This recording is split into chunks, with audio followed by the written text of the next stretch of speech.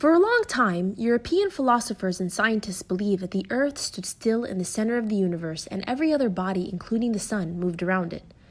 In the West, this geocentric concept of the universe was prevalent right from the time of Ptolemy in the 2nd century BC.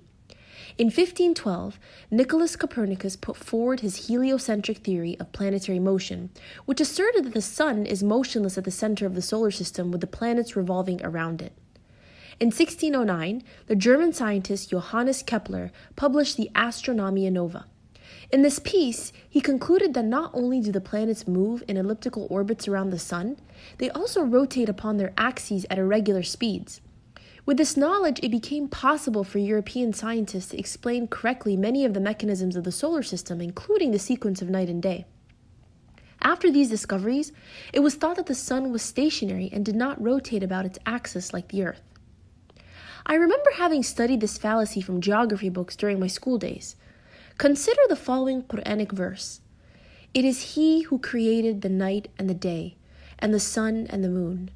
All the celestial bodies swim along, each in its rounded course. Al-Quran 21:33. The Arabic word used in the above verse is yasbahun. The word yasbahun is derived from the word sabaha. It carries with it the idea of motion that comes from any moving body. If you use the word for a man on the ground, it would not mean that he is rolling, but would mean he is walking or running.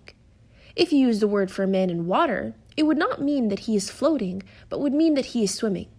Similarly, if you use the word yasbah for a celestial body such as the sun, it would not mean that it is only flying through space, but would rather mean that it is also rotating as it goes through space. Most of the school textbooks have incorporated the fact that the sun rotates about its axis. The rotation of the sun about its own axis can be proved with the help of an equipment that projects the image of the sun on the tabletop so that one can examine the image of the sun without being blinded. It is noticed that the sun has spots which complete a circular motion once every 25 days, i.e., the sun takes approximately 25 days to rotate around its axis. In fact, the sun travels through space at roughly 150 miles per second and takes about 200 million years to complete one revolution around the center of our Milky Way galaxy.